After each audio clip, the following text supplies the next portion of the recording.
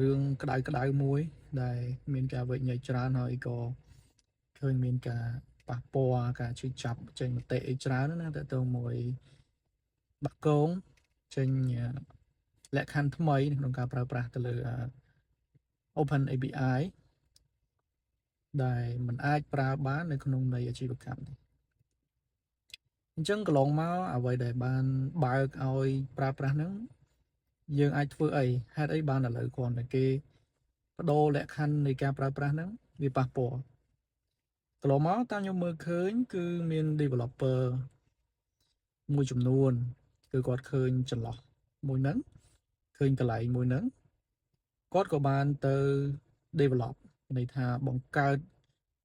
នៅអាចដូចនឹង payment system មួយចឹងហ្នឹងដូចនៅការប្រព័ន្ធទទួល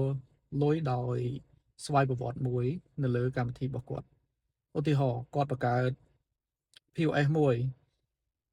ឬក៏ e-commerce មួយដើម្បីលក់អីវ៉ាន់ចឹងទៅអញ្ចឹងគាត់លក់e-commerce របស់គាត់ដើម្បីឲ្យភ្ញៀវរបស់គាត់ទិញយកទៅលក់អីវ៉ាន់ហ្នឹងគឺគាត់ធានាថាចេះទទួល payment ហ្មងចេះទទួល payment ទាំងដែរក៏ប៉ុន្តែគឺគាត់អត់មានច្បាប់អីត្រឹមត្រូវដើម្បីទទួល payment ហ្នឹងទេដើម្បីអាចធ្វើរឿងទាំងអស់ហ្នឹងទេគឺគាត់ប្រើប្រាស់ដោយប្រើបាគង API ហ្នឹងហើយបើជាក់ស្ដែងអ្វីដែលខ្ញុំឆ្លប់ចំកាត់ហើយខ្ញុំធ្វើការនៅក្នុងវិស័យហ្នឹងដើម្បីយើងធ្វើខ្លួនឯងថាយើងជាអ្នកទទួល payment ណានៅក្នុងប្រទេសខ្មែរយើងដូចតែយើងជាធនាគារឬក៏យើងជាប្រព័ន្ធទូទាត់សងប្រាក់គេហៅថា PSI ហ្នឹងហើយអញ្ចឹងបើយើងមិនមែនជាពីរហ្នឹងទេ bank ឬ PSI ទេគឺយើងអត់អាចឬក៏យើងមិនមែនជាបាគង member ទេហ្នឹងហើយព្រោះអាចមានខ្លះគាត់អត់ជាបាគង member ទៀតអញ្ចឹងគាត់អត់មាន QR ប្រើទេហ្នឹងហើយគឺมันអាចមានសិទ្ធទៅ act as payment provider payment system នេះបានទេហ្នឹងហើយគឺយើងអត់អាចមានសិទ្ធទៅធ្វើអញ្ចឹងទេក៏ប៉ុន្តែអាហ្នឹងគឺវាអញ្ចឹងយូរហើយប៉ុន្តែវាគ្រាន់តែនៅមានចន្លោះមួយដែលទុកឲ្យ developer កន្លងមកគឺអាចធ្វើអញ្ចឹងបានអញ្ចឹងដំបូងខ្ញុំនិយាយទៅរឿងហ្នឹងសិនណាចាំយើងនិយាយតទៀតថាយើងជួយគិតគ្នាថាឥឡូវយើងជា developer អាចថាកំពុងតែមើលវីដេអូហ្នឹងយើងជួយគិតគ្នាថាបើសិនជានៅតែបើកវាមានអីកើតឡើងហើយមូលហេតុអីដែលបានជាគេមិនចង់ឲ្យបើកឲ្យមនុស្សទូទៅអាចប្រើបានហ្នឹងអញ្ចឹងមិញគឺគេអញ្ចឹងត្រឡប់មកវិញគឺ developer គាត់ប្រើប្រាស់នៅ technique របស់គាត់វិធីសាស្ត្ររបស់គាត់ហ្នឹងហើយបង្កើត QR មកដាក់លុយណាព្រោះធម្មតាជា technically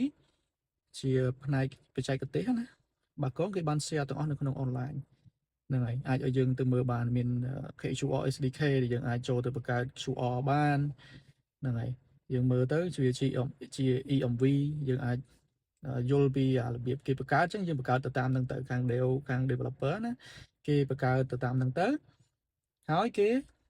ធម្មតាគេមាន QR ហើយពេលអ្នកបាញ់លុយចូលមកគេគ្រាន់តែទៅ check នៅលើបាគង API ហ្នឹងទៅថាQR មួយហ្នឹង success នៅទៅ success គេឲ្យproduct របស់គេទទួលបានទៅតាមហ្នឹងទៅហ្នឹងហើយplatform របស់គេហ្នឹងវា success តាមហ្នឹងទៅហ្នឹងហើយកន្លងមកគេធ្វើអញ្ចឹងហើយមិនមែនធ្វើតិចតួចទេខ្ញុំគិតថាអឺខ្ញុំឃើញ comment ច្រើនដែរហើយក៏មានមតិអីមិនពេញចិត្តអីច្រើនដែរអញ្ចឹងណាសម្រាប់ខ្ញុំឃើញអានឹងយូរហើយប៉ុន្តែសម្រាប់ខ្ញុំគឺខ្ញុំអត់ធ្វើមកខ្ញុំដឹងថាបើជាបច្ចេកទេសវាអត់មានពិបាកទេបច្ចេកទេសគឺស្រួលទេអានេះយើងមិនបាច់និយាយក្នុងន័យបច្ចេកទេសថាអូតអ្នកនឹងបកកែអី developer អីបកកែបានធ្វើអានឹងកើតអត់ទេធម្មតាទេហ្នឹងហើយអ្នកចេះល្មមធ្វើបានហើយអញ្ចឹងខ្ញុំអត់ធ្វើទេដោយសារខ្ញុំធ្វើនៅក្នុងវិស័យហ្នឹងខ្ញុំយល់ថាអាម៉េចយូរអង្វែងអាម៉េចមិនយូរអង្វែង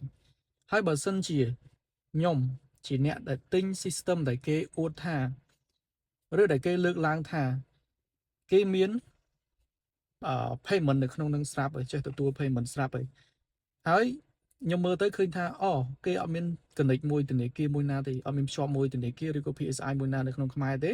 តែគេនិយាយថារបស់គេហ្នឹងគឺអាចភ្ជាប់បានអាហ្នឹងគឺខ្ញុំអត់យកទេហ្នឹងហើយព្រោះវាមិនមែនជារឿង long term ទេ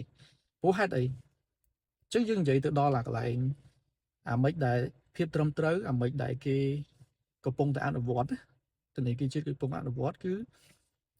គេមាន license ត្រឹមត្រូវហ្នឹងហើយគេមាន license ត្រឹមត្រូវដើម្បីបើកប្រព័ន្ធធនាគារប្រព័ន្ធទូទាត់សាច់ប្រាក់អញ្ចឹងទៅហេតុអីបានគេត្រូវបង្កើតព្រោះថាវាមិនមែនគ្រាន់តែរឿងអូខ្ញុំចង់ទិញអីវ៉ាន់អញ្ចឹងខ្ញុំចង់លក់អីវ៉ាន់អញ្ចឹងខ្ញុំគ្រាន់តែមាន QR របស់ខ្ញុំមកហ្នឹងហើយខ្ញុំទទួលលុយវាធម្មតាអញ្ចឹងហ្នឹងវាមិនមែនគ្រាន់តែរឿងប៉ុណ្្នឹងទេយើងគិតថានៅក្នុងផ្នែករបស់យើងនៅក្នុងជីវិតរបស់យើងគិតថាឃើញប៉ុណ្្នឹងមែនព្រោះអាចថា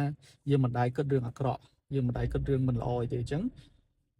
វាអាចយើងគិតថាវាមានតែប៉ុណ្្នឹងប៉ុន្តែសម្រាប់ perspective សម្រាប់អ្នកដែលគេត្រូវគិតទៅគ្រប់ជ្រុងគិតទៅរឿងទាំងអស់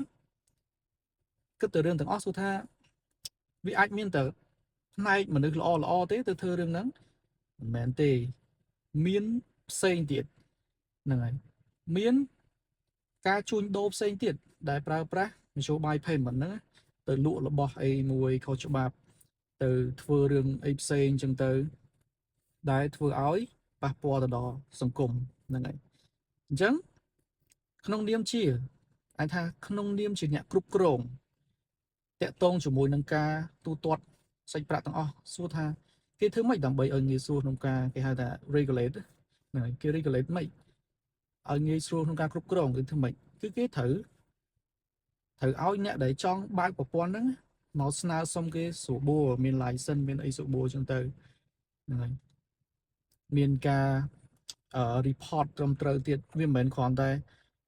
មួយថ្ងៃទទួល payment មកចេះទទួលហើយទេហ្នឹងហើយនៅក្នុងសាច់រឿងមែនទែនខាងក្នុងតែខ្ញុំអត់អាច share detail បានគ្រាន់ថាវាមានតាក់ទងជាមួយនឹងគេយក report ដើម្បីមើលទៀត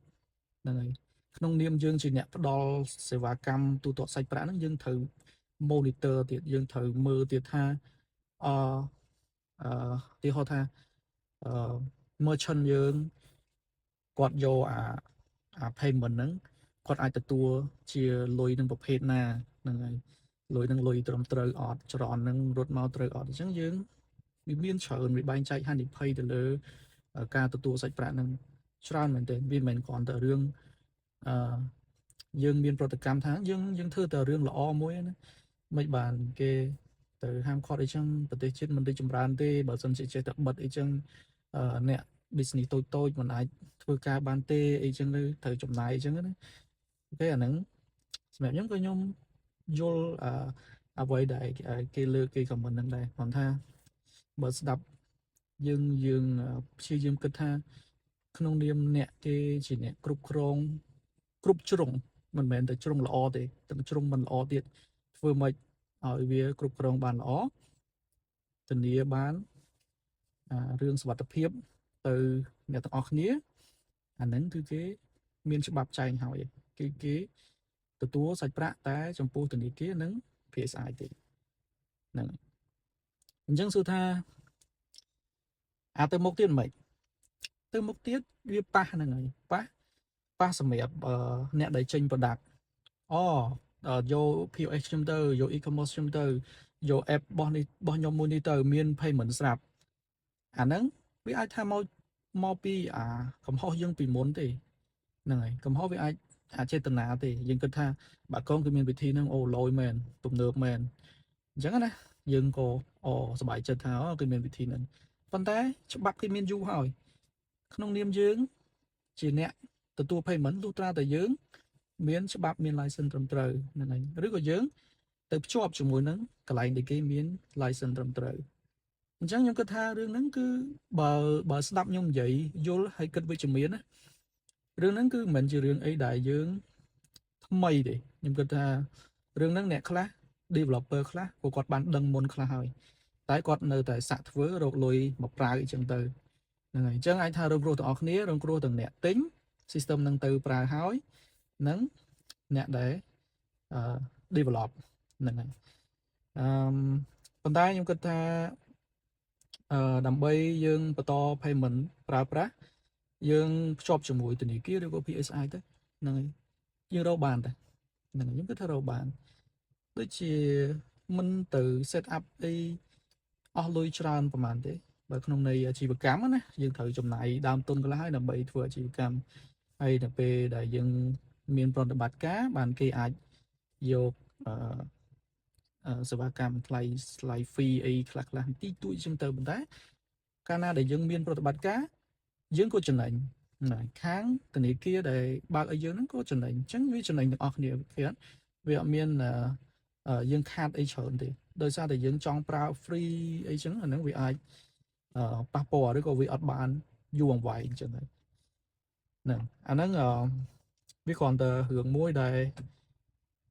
យើងនឹកស្មានមកដល់ចំពោះអ្នកខ្លះណាតែបើចំពោះអ្នកខ្លះគាត់ធ្វើអាហ្នឹងហើយក៏គាត់នឹកស្មានដល់ហើយគាត់មិនទៅ surprise រឿងហ្នឹងទេអញ្ចឹងសម្រាប់